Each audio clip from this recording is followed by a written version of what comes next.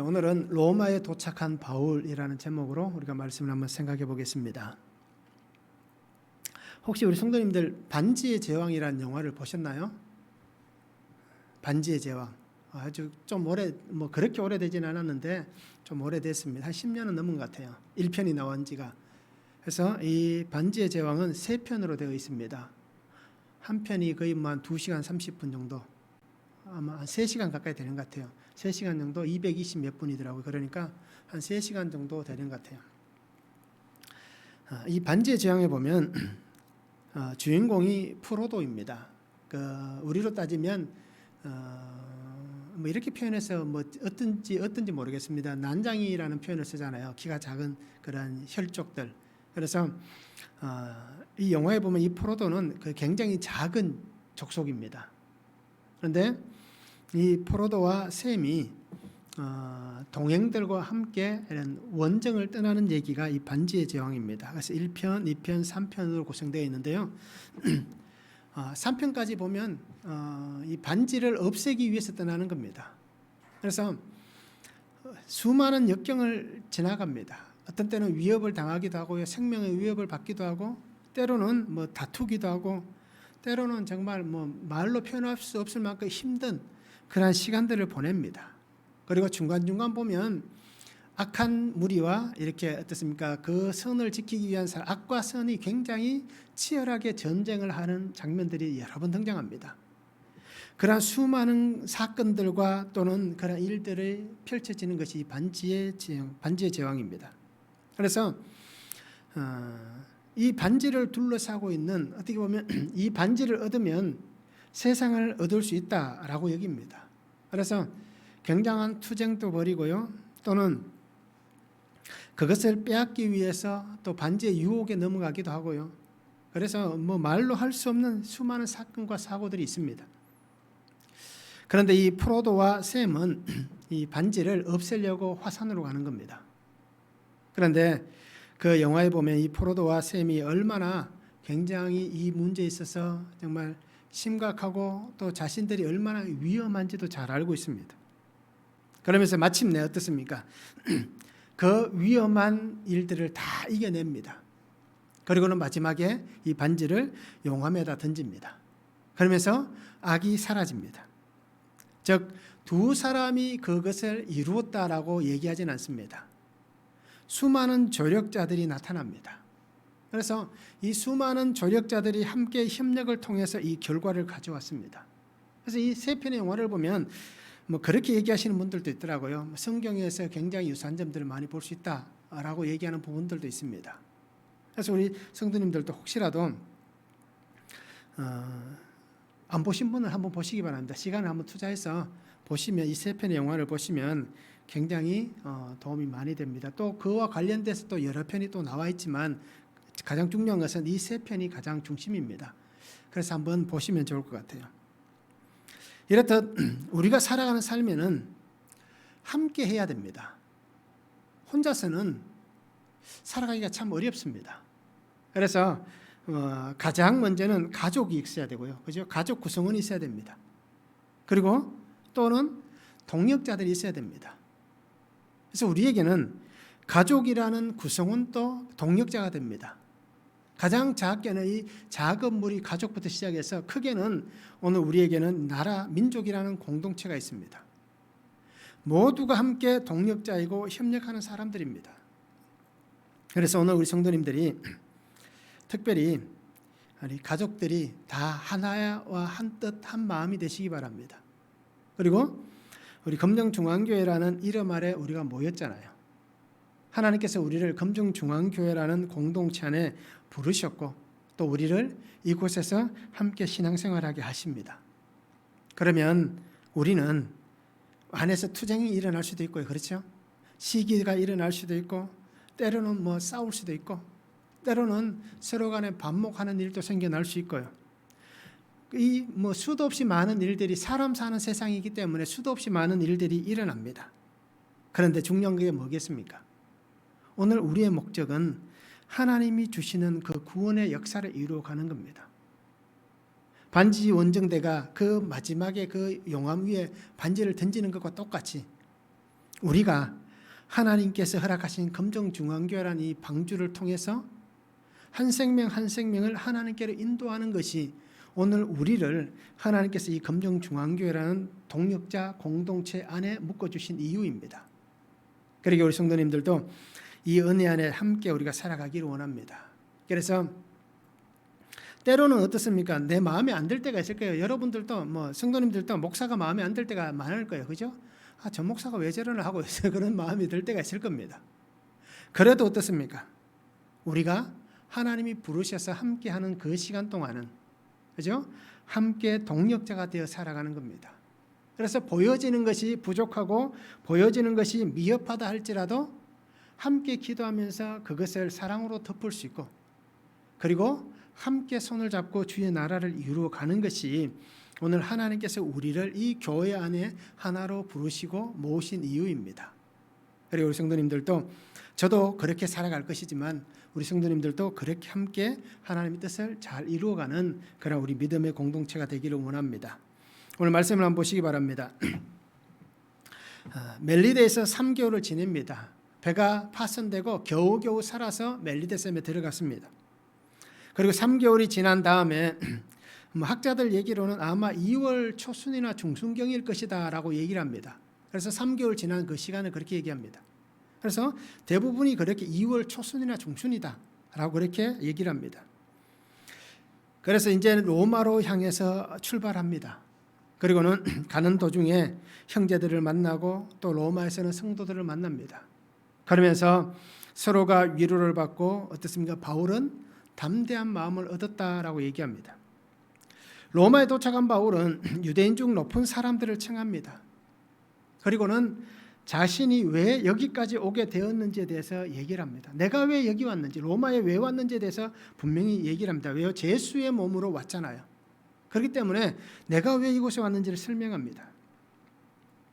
바울은 이스라엘의 소망으로 말미암아 내가 쇠사슬에 매인 바 되었다라고 자신의 그 현재의 위치를 숨기지 않고 그렇게 밝힙니다. 자, 로마에 도착한 바울, 첫 번째는 로마로의 여정입니다. 11절에서 15절에 말씀합니다. 석 달 후에 우리가 그 섬에서 겨울을 난 알렉산드리아 배를 타고 떠나니 그 배의 머리 장식은 디오스구로라. 수라구사에 대고 사흘을 있다가 거기서 둘러가서 레기온에 이르러 하루를 지낸 후 남풍이 일어나므로 이튿날 보디올에 이르러 거기서 형제들을 만나 그들의 청함을 받아 이래를 함께 머무니라. 그래서 우리는 이와 같이 로마로 가니라.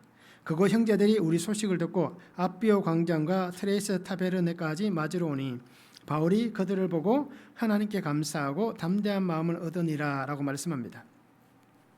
멜리데 섬에서 겨울을 지낸 바울과 275명의 모든 일행은 이제 로마로 가는 여정을 시작합니다. 그래서 백길도 어떻습니까? 순풍이 붑니다. 남풍이 불어서 지중해로 불어가는 이 남풍이 붑니다. 그래서 순항을 하게 됩니다. 항해에 어려움을 주었던 바람이 다 사라졌습니다. 겨울철에 불던 그 어떤 북동풍 같은 그런 바람은 다 사라졌습니다. 그러니까 항해할 수 있는 계절, 모든 항구에서 배들이 이제 항해를 시작하는 봄이 온 겁니다. 그래서 이들도 이제 항해를 위해서 준비하는데 마침 어떻습니까? 알렉산드리아 배가 자기들에게 오는 겁니다. 그 항구에 오는 겁니다. 그래서 그 배를 타고 최종 목적지인 로마를 향해 출발합니다. 알렉산드리아 배를 타고 갑니다. 그런데 그 뱃머리에 보면 장식이 디오스구로라라고 얘기합니다. 배에 보면 우리나라 배는 뭐 그런 장식이 없는데 여러분들 보면 영화에나 보면 이런 옛날 배 보면 어떻습니까? 배 뱃머리 위에 보면 장식들이 참 많잖아요. 그 장식을 얘기합니다. 이 디오스구로라는 것은 제우스의 쌍둥이 아들을 나타냅니다. 그래서 카스트로와 폴록스라는 제우스의 쌍둥이 아들, 이 쌍둥이 아들을 표현한 것인데요. 이것은 항해를 하는 배, 즉 선원들의 수호신이다라고 얘기합니다. 그래서 이 시대에 많은 배들이 이렇게 디오스구로라는 이것을 문양을 새겨서 그 장식을 가지고 배를 운행했습니다. 선원들의 수호신이기 때문에 바다에서 우리를 지켜줄 신이다라고 여긴 겁니다. 그런데 실상은 어떻습니까? 저들이 유라굴로를 만나서 그 죽게 된 상황에서 자신들을 구해주고 자신들을 보호해준 신은 누구입니까? 그것은 하나님이다라고 얘기합니다. 그래서 이 사도행전을 쓴 누가가 이 부분에 대해서 이렇게 설명한 것에 대해서 학자들은 그렇게 얘기합니다. 하나님을 드러내기 위한, 하나님을 강조하기 위한 하나의 표현으로 이 부분을 사용했다라고 그렇게 해석하기도 합니다. 즉 하나님께서는 그 기품의 바다에서 자신들을 살려주었습니다. 자신들을 지켜줄 것 같았던 그 수호신은 그 풍랑에서 아무런 일도 하지 않았습니다. 그런데 하나님은 어떻습니까? 그 바다에서 자신들을 살려주었고 그 긴 겨울 3개월이라는 시간 동안 멜리데에서 평안하게 보낼 수 있도록 하나님이 은혜를 주셨습니다. 그리고는 새로운 시간을 맞이해서 새롭게 살아갈 그 시간을 열어주시는 분이 바로 하나님이십니다. 만약에 그 풍랑에서 이들이 죽었다면 이들에게는 이 봄날은 없는 겁니다. 새로운 날은 없는 것입니다. 그러기에 하나님이 주신 그 은혜 안에서 이들은 이렇게 새 날을 맞이하게 된 것입니다. 오늘 성경은 로마의 외항인 보디올까지 이어집니다. 그래서 배로 이 보디올까지 오게 되었고 이곳에서부터는 어떻습니까? 육로를 통하여서 로마로 들어가게 됩니다. 그래서 바울은 보디올과 앞비오에서 형제들을 만납니다. 그래서 오늘 성경이 뭐라고 얘기합니까? 7일을 함께 거하였다라고 얘기하기도 합니다. 그리고 바울이 그들을 보고 하나님께 감사하고 담대한 마음을 얻었다라고 얘기합니다. 즉 함께 7일을 보내면서 또 함께 그들을 만남을 통하여서 바울은 하나님께서 주시는 서로 간의 위로하시는, 서로가 위로가 되는 그 은혜를 나눕니다. 그리고 하나님의 은혜 안에 감사한 시간을 나눕니다. 그 로마에 있는 형제들 어떻습니까? 바울이 이곳까지 무사히 온 것에 대한 감사한 마음, 바울은 하나님이 함께 하셔서 이곳까지 와서 로마까지 와서 그렇게 오기를 원했던 로마까지 와서 하나님의 백성들을 만났다는 그 감사함, 이 감사함이 함께 있었습니다. 그리고 서로가 위로를 받은 겁니다. 서로에게 힘이 되는 겁니다. 바울은 로마의 성도들을 만남을 통하여서 힘이 생겼고 로마의 성도들은 바울을 만남을 통하여서 힘이 생긴 겁니다. 그래서 오늘 성경 15절 보면 뭐라고 합니까? 담대한 마음을 얻었다라고 분명히 얘기를 하고 있는 것입니다. 수많은 역경을 이겨냈습니다. 그리고 그 고통 속에서 이곳까지 올 수 있었던 것은 분명히 하나님의 은혜였습니다. 그리고 그곳에서 그리스도인들을 만나게 된 것도 하나님의 은혜입니다. 우리가 알듯이 로마는 특별히 복음을 전하는 사람이 없었습니다. 이때가 바울이 로마로 가기 전까지는 특별히 복음을 전하는 사람이 없었습니다. 그래서 우리가 알듯이 신학자들의 얘기도 마찬가지입니다. 이때 당시에 로마에 있었던 그리스도인들은 자생한 그리스도인이다라고 얘기합니다. 그곳에서 스스로 생겨난 그리스도인들이다라고 얘기합니다. 결국 이 얘기는 뭐겠습니까? 유월절이라든지 아니면 초막절이라든지 유대인의 3대 절기를 통하여서 유대인들은, 남자들은 하나님의 성전을 찾게 되어 있습니다. 명절이기 때문에. 즉 로마에 있는 유대인들도 예루살렘에 방문했다가 그곳에서 예수 그리스도의 사건을 보았을 것이고 또 그 사건을 만났을 것이고 또 그곳에서 복음을 전하는 사도들을 만났을 것이고 또 성령의 기름 부으시는 은혜와 역사들을 경험했던 3,000명, 5,000명이나 되는 수많은 사람들이 예수를 믿었던 그 현장에 아마 이들도 있었을 것입니다. 그리고 그 이후에도 사도들을 통하여서 수많은 복음이 전해질 때에 아마 이들이 예루살렘에 왔다가 분명히 듣고 돌아갔을 것입니다. 그리고 다른 지역, 그리스도인들이 있는 다른 지역에서 아마 이들이 그런 회당이라든지 아니면 성전에서 주님을 만났던 경험들도 분명히 있었을 것입니다. 그래서 이러한 여러 가지 이유를 통해서 아마 그 속에 복음이 자라나게 되고 그 속에 자생한 그리스도인들이 생겨났을 것이다 라고 추측을 하는 것입니다. 이렇듯 하나님은 바울이 수많은 역경을 견뎌내고 하나님께서 보내시는 곳 이 로마에 분명히 들어오게 됩니다. 그리고 그 어려운 환경 속에서도 자신도 어려운 환경에 이 로마로 왔지만 그 어려운 환경 속에서도 믿음의 사람들이 세워져 있는 그 놀라운 은혜를 만나게 된 것입니다. 바울은 외로운 여정이라고 여겼을 겁니다. 하나님께서 그 사명을 주셨지만 이 로마로의 여정은 정말 외로울 것이다. 정말 고달프다는 얘기보다는 너무 어떻습니까? 힘들고 때로는 어려울 것이다 라고 생각했을 것입니다. 그런데 자신의 생각과는 정반대의 모습이 등장한 겁니다. 그렇기 때문에 바울은 어떻습니까? 믿음의 용기, 담대함을 얻게 된 것입니다. 이렇듯 하나님은 하나님의 사람들에게 공급하시는 은혜가 있습니다. 하나님의 사람들에게 공급하시는 하나님의 힘이 있습니다. 하나님의 사람들에게 하나님은 전혀 아끼시지 않습니다. 하나님의 권능의 은혜를 날마다 덧입게 해주시는 것입니다. 이것이 바로 하나님의 은혜입니다. 그러기에 성도들에게 위로와 은혜, 하나님의 공급하시는 귀한 은혜 역사가 일어나는 것입니다. 로마에서 쉽지 않은 이 신앙의 삶을 마침내 하나님께서는 그들이 그 쉽지 않은 로마에서의 삶을 바울을 통하여서 갚아주시는 겁니다. 하나님의 사람을 보내주시고 그 사람을 통하여서 그 눈에 흐르는 눈물을 닦아주시든지 그 이마에 흐르는 땀을 닦아주시고 그 삶의 고달픔을 위로하시고 하나님께서 안아주시는 것입니다. 이렇듯 하나님은 동일한 은혜의 역사를 이루신 것입니다. 하나님께서 준비하신 이 은혜, 이것은 한쪽에만 기울어지는 것이 아니라 모든 하나님의 사람들에게 동일하게 주어지는 것입니다. 이 일을 하나님께서 지금까지 그렇게 진행해 오신 것입니다. 말씀을 한번 적용해 보시기 바랍니다. 하나님께서 나의 삶의 여정을 인도하시는 분이십니다. 그분이 나를 지키시고 나를 인도하시는 분이십니다. 그 하나님의 은혜를 나는 오늘 잘 믿고 있는가? 우리가 말씀 한번 적용해 보시기 바랍니다. 함께하는 공동체가 있습니다.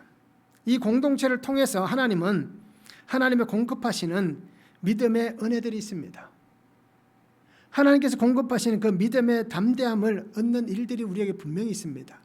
나는 믿음의 공동체 안에서 어떤 믿음의 담대함을 얻는 일들이 있는지 우리가 말씀을 한번 적용해 보시기 바랍니다. 나는 어떤 믿음의 담대함을 얻고 있는지 우리가 말씀을 적용하기를 원합니다. 두 번째는 바울은 로마에 온 이유에 대해서 얘기합니다. 16절에서 20절입니다. 우리가 로마에 들어가니 바울에게는 자기를 지키는 한 군인과 함께 따로 있게 허락하더라. 사흘 후에 바울이 유대인 중 높은 사람들을 청하여 그들이 모인 후에 여러분 형제들아, 내가 이스라엘 백성이나 우리 조상의 관습을 배척한 일이 없는데 예루살렘에서 로마인의 손에 죄수로 내준 바 되었으니 로마인은 나를 신문하여 죽일 죄목이 없으므로 석방하려 하였으나 유대인들이 반대하기로 내가 맞이 못하여 가이사에게 상수하며 내 민족을 고발하려는 것이 아니니라.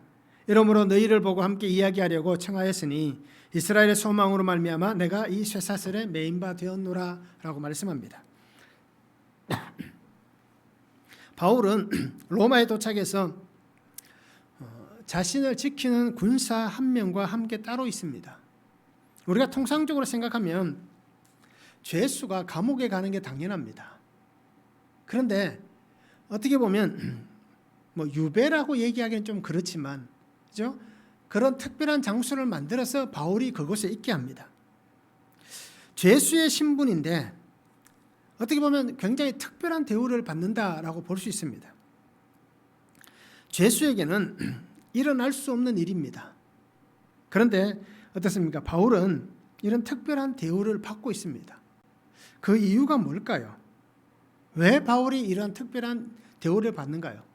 그래서 오늘 성경 어떻습니까? 30절에 보면 온 이태를 자기 셋집에 머물면서라고 얘기하잖아요. 로마에 와서 2년 동안 이렇게 정말 특별한 대우를 받습니다. 그 이유는 아주 간단합니다.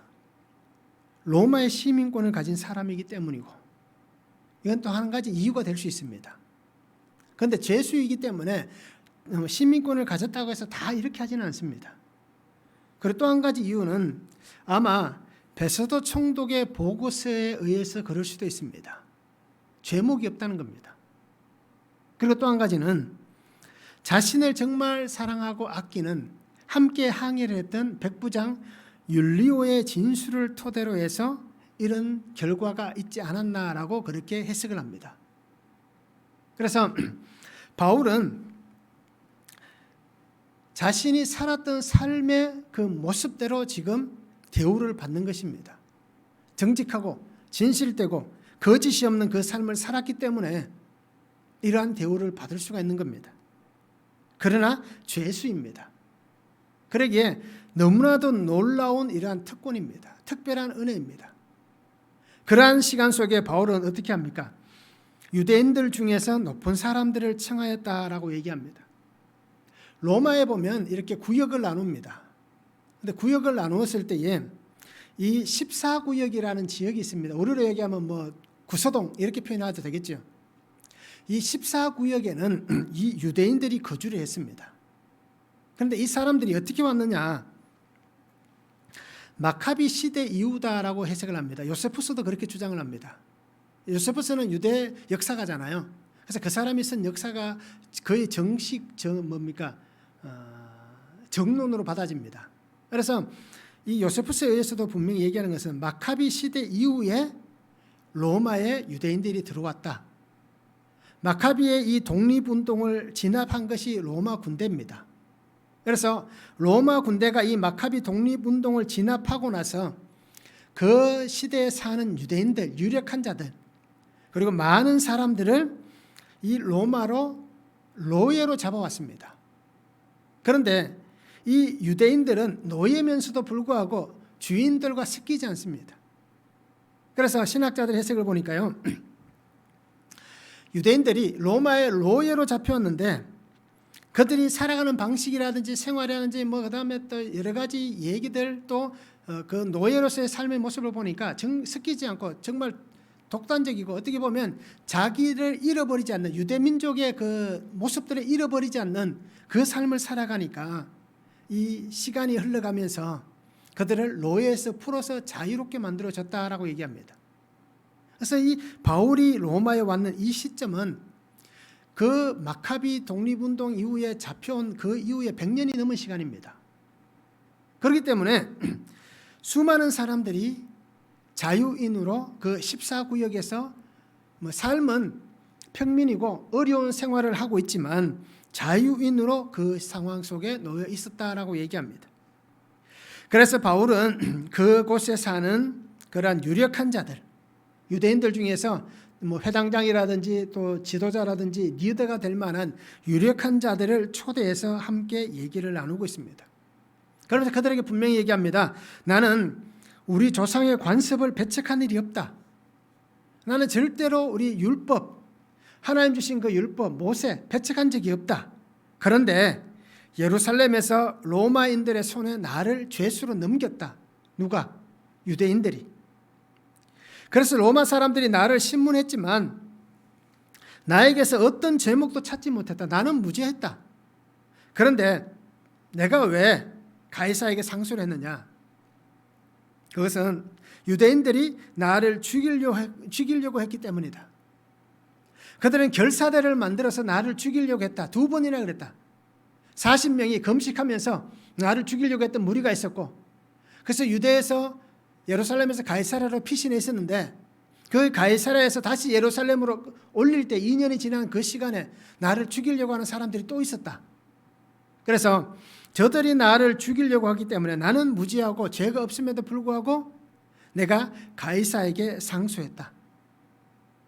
내가 가이사에게 상소한 것은 나의 민족 유대인들을 고발하기 위해서가 아니었다. 나는 어쩔 수 없이 이렇게 상소할 수밖에 없었다. 왜요? 하나님이 주신 그 이유에 대해서는 나중에 이스라엘의 소망이라고 얘기합니다.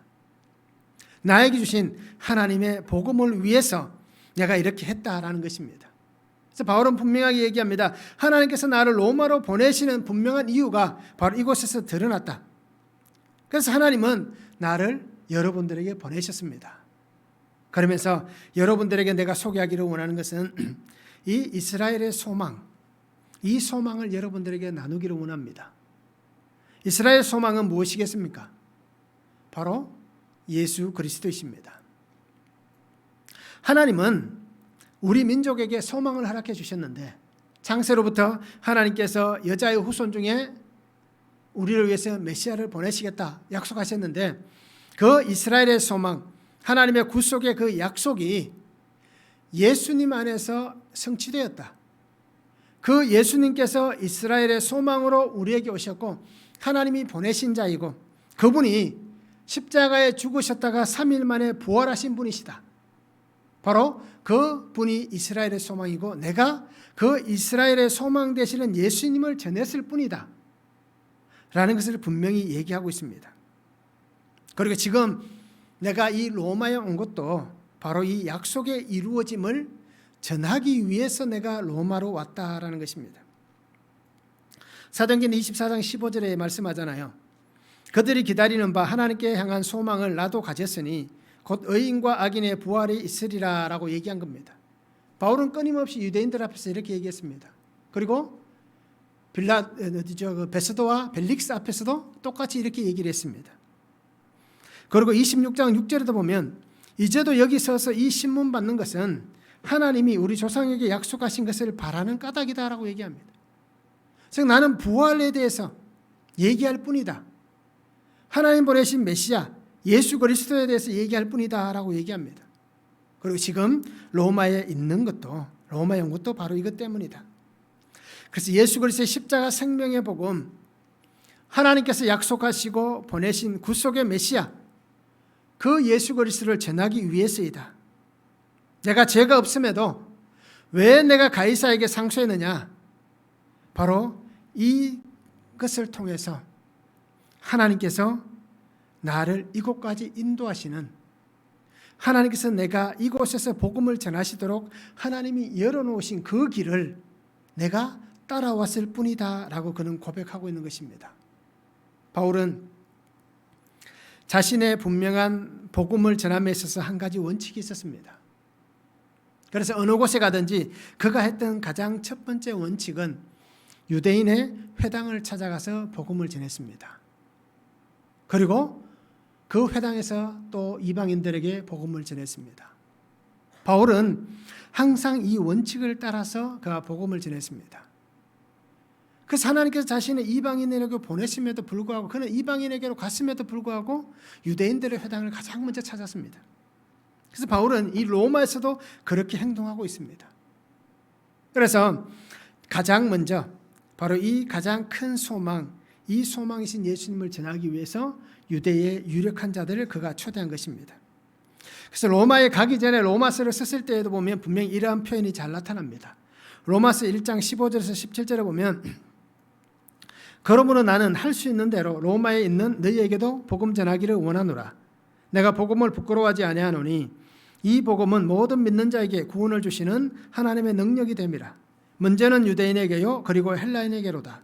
복음에는 하나님의 의가 나타나서 믿음으로 믿음에 이르게 하나니 기록된 바 오직 의인은 믿음으로 말미암아 살리람과 같으니라 라고 말씀합니다. 로마서에 편지하면서도 얘기하잖아요. 먼저는 유대인에게 그리고 헬라인에게라고 분명히 얘기를 합니다. 이렇듯 바울은 어느 곳에서든지 바로 자신이 세워가야 될 그 하나님의 뜻을 아름답게 세우기를 원하고 있습니다. 그래서 바울이 다시 한번 얘기합니다. 내가 쇠사슬에 매인 것은 이라고 분명히 얘기를 합니다. 내가 쇠사슬에 매인 것은 바로 이 소망 때문이다. 그러면서 이 쇠사슬에 매인 것이 하나님의 은혜이다 라고 얘기를 합니다. 우리가 생각할 때는 쇠사슬에 묶여있는 것이 무슨 은혜가 되겠습니까? 빌립보 감옥에 갇힌 것이 뭐가 은혜가 되겠습니까? 그런데 하나님께서 어떻게 하셨습니까? 그 감옥에서 또 이 쇠사슬에서 하나님의 생명의 역사가 일어나게 합니다. 즉 다르게 얘기하면 오늘 내가 겪는 고난, 내가 겪고 있는 환난, 내가 당하고 있는 어려움, 다른 사람에게 말할 수 없는 수많은 그 고통, 이 고통이 바로 하나님의 은혜입니다. 그래서 오늘 우리가 이 은혜를 잘 붙잡으시기 바랍니다. 하나님은 바울이 이 쇠사슬의 매임을 통하여서 하나님의 보호하심이 있습니다. 하나님의 역사하시는 은혜가 있었습니다. 성령께서 이 바울을 복음 안에 세워가시면서 보호하시는 방법 중에 하나가 바로 이 쇠사슬이었습니다. 그냥 유대에서 놓였다면 유대인들에 의해서 죽을 수도 있었습니다.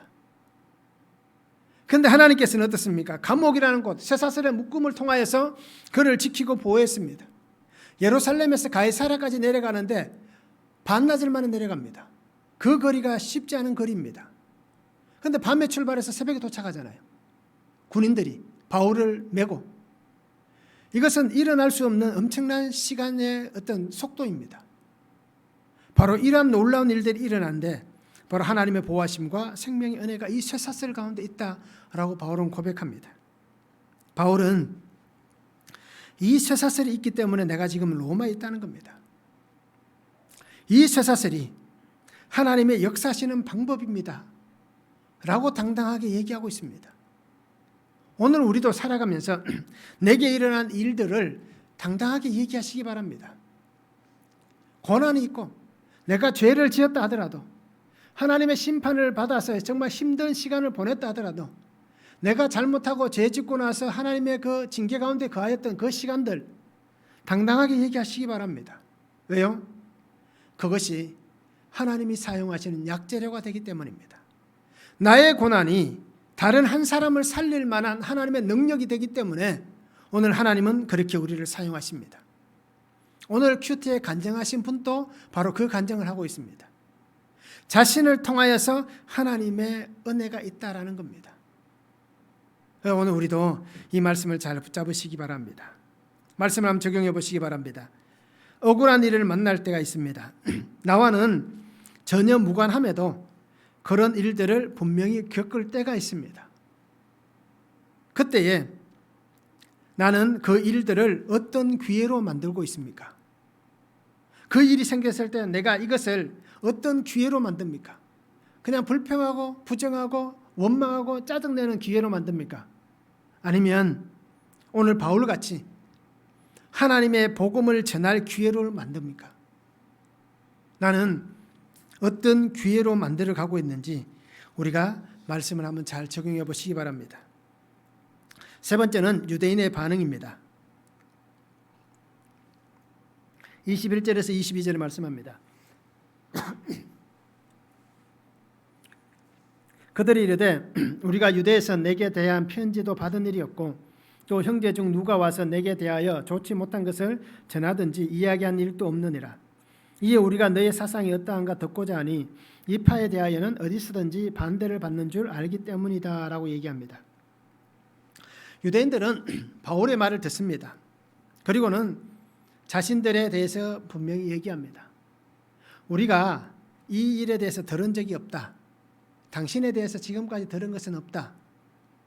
그렇기 때문에 우리가 한번 들어보겠다. 당신이 무엇을 얘기하는지, 당신의 사상이 무엇인지 우리가 한번 들어보겠다. 어떻게 보면 헬라식 그러한 대화 방법입니다. 그죠? 당신의 사상, 당신의 철학이 뭔지 내가 한번 들어보겠다라는 겁니다. 그래서 오늘 성경에 보니까 당신이 말하는 이 파, 이 도에 대해서 얘기합니다. 이 기독교가 어느 곳에서든지 어떻습니까? 반대를 당하기 때문에 우리가 직접 들어보고 평가를 내리겠다라고 그들은 얘기합니다. 유대인들은 호의적인 대답은 아닙니다. 우리가 오해할 수 있는 부분이 어떻습니까? 그래 한번 들어볼게 라고 얘기하니까 굉장히 바울에게 호의적이고 아마 이 사람들이 말씀을 잘 수용할 것 같다라고 여길 수 있는데 정반대의 상황입니다. 호의적이지 않는 그런 모습입니다. 왜냐하면 이 파에 대하여라고 얘기하잖아요. 그래서 이 파는 그냥 뭐 대파 쪽파가 아닙니다. 종교를 얘기할 때 쓰는 파입니다. 그래서 이 헬라 단어가 어떠냐면 선택 또는 당파 이런 단어의 뜻입니다. 그리고 이 단어의 뜻이 하나가 뭐냐면 이단이라는 뜻이 있습니다. 그래서 사도행전 24장 5절에 보면 바울에 대해서 얘기할 때 이 단어가 똑같이 나옵니다. 이단의 우두머리다라고 얘기할 때 이단이라는 단어를 씁니다. 그때 이 단어를 똑같이 쓰고 있습니다. 그러기에 유대인들의 호응은 어떻습니까? 호의적이지 않다라는 것입니다. 그래서 바울이 전하는 복음을 들은 유대인들의 반응은 오늘 21절, 22절은 그냥 이렇게 호의적이지 않다. 그냥 어떤 감 들어볼게. 한번 얘기해봐라. 라고 표현을 보여주지만 어떻습니까? 성경 마지막 부분에 보면 24절과 28절에 보면 정확하게 나와 있습니다. 24절부터 쭉 보면 될 거예요. 28절까지. 24절에 보면 그 말을 믿는 사람도 있고 믿지 않는 사람도 있어 라고 얘기합니다. 그래서 이사야가 얘기했던 그 예언의 말씀이 쭉 나옵니다. 그러면서 어떻습니까?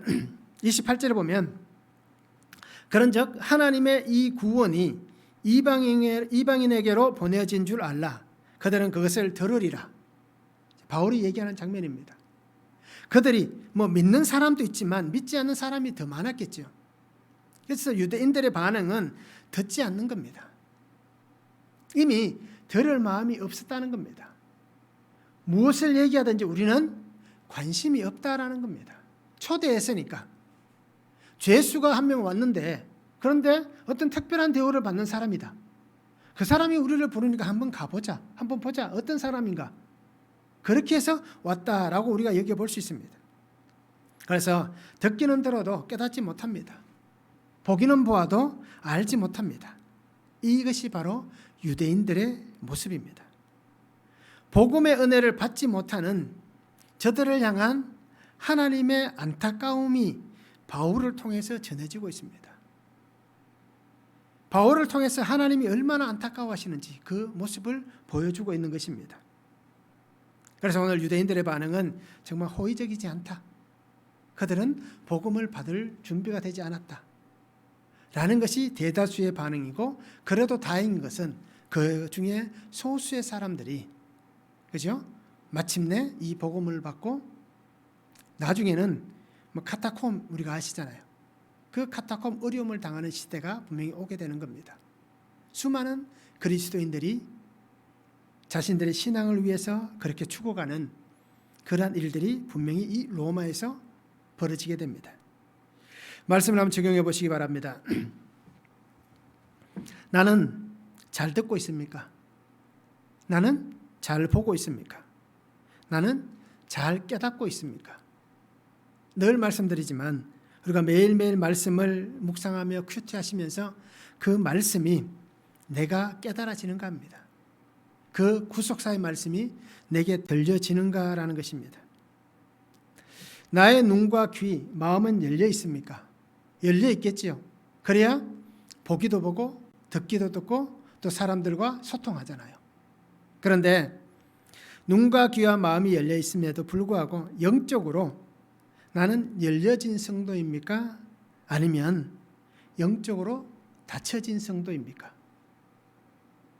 나의 현재의 모습을 잘 적용해 보시기 바랍니다. 내가 영적으로 열려져 있는가? 내가 영적으로 닫혀져 있는가? 하나님은 우리에게 분명하게 말씀하십니다. 그리고 오늘 말씀을 통하여서 하나님은 약속하신 그 구속의 역사를 이루시기 위해서 끝까지 하나님의 사람들을 세워가시는 것을 보여주십니다. 그리고 그 약속을 마침내 완성하십니다. 오늘 내게 주신 자리가 있습니다. 나는 그 자리에서 예수 그리스도의 증인으로 담대합니까? 나는 그 자리에서 예수 그리스도의 증인으로 당당하게 서 있습니까? 내 환경이 이러니까, 내 육신의 여러 가지 일들이 이러니까, 우리의 자녀가 이러니까, 내 삶의 형편이 이것밖에 되지 않으니까 다른 사람에게 내가 당당할 수도 없고 담대하지도 못하는 그런 모습은 없습니까? 그럴 필요가 없습니다. 오히려 하나님이 내게 복음을 주셨기 때문에 예수 그리스도 구원의 은혜를 주셨기 때문에 내가 더 담대하고 당당하게 나아가시기 바랍니다. 왜요? 나를 통하여서 그들에게 하나님이 복음을 전하기 원하시기 때문에 복음 때문에 우리는 당당할 수 있어야 됩니다. 그래서 우리는 함께 위로하는 자가 되시기 바랍니다. 함께 감사하는 자가 되시기 바랍니다. 함께 하나님의 주신 은혜를 나누어 가시기 바랍니다. 그래서 오늘 내가 만날 그 한 사람을 위해서 내가 하나님 앞에 준비되어져 있는 그러한 믿음의 삶을 우리가 함께 살아갔으면 좋겠습니다. 그러기 위해서 우리가 말씀으로 사시기 바랍니다. 말씀을 잘 들으시기 바랍니다.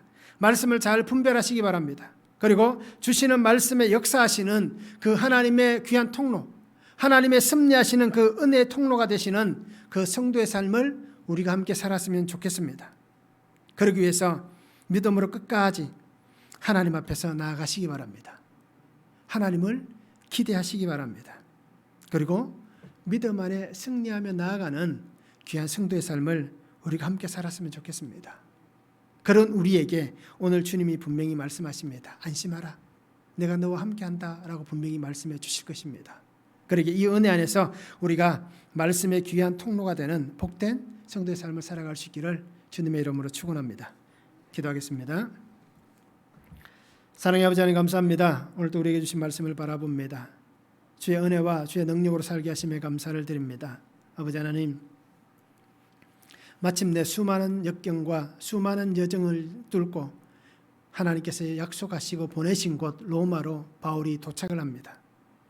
그곳에서 하나님의 그 복음, 하나님의 약속하신 이스라엘의 소망을 다시 증거합니다. 아버지 하나님, 하나님께서 이 바울을 그 로마로 세우시기 위해서 그를 쇠사슬로 묶었지만 그를 그곳까지 보내시고 있습니다. 이렇듯 우리의 삶의 환경이 쇠사슬에 묶인 것 같은 환경이 있을 수 있습니다. 물질의 고난, 건강의 고난, 자녀의 고난, 또 아버지 하나 우리의 환경, 직장과 사업장의 고난, 또 우리의 수많은 환경의 고난을 겪을 수도 있습니다. 그것이 우리에게 쇠사슬이 될 수 있습니다. 그러나 그 쇠사슬에 매여 있다 하더라도 하나님은 그 사건들을 통하여서 우리가 예수 그리스도의 생명의 복음을 전하는 하나님의 증인으로 세우기를 원하시고 또 그 사건들을 통하여서 하나님의 역사하신 은혜들을 보게 하시고 그 은혜 안에서 하나님은 우리를 약재료가 되기를 원하십니다. 그러기에 우리가 하나님의 말씀에 피투성이가 되더라도 붙어있는 그 말씀에 잘 붙어있는 그 삶을 하나님은 살아가기를 원하시는 것입니다. 그러기에 아버지 하나님, 매일매일 나에게 주시는 이 말씀을 잘 붙잡고 그 말씀으로 나의 삶을 해석하며 하나님의 구속의 역사를 바라보며 그 구속의 역사를 이루어가는 귀한 성도가 되게 하시고 그 귀한 통로가 되어 살아가는 하나님의 복된 증인이 되게 하여 주시옵소서. 오늘도 나의 삶의 모든 환경 속에 역사하실 하나님을 기대하오니 아버지 하나님, 크고 놀라운 일들을 이루어 주시옵소서. 감사를 드리며 예수 그리스도의 이름으로 기도하옵나이다. 아멘.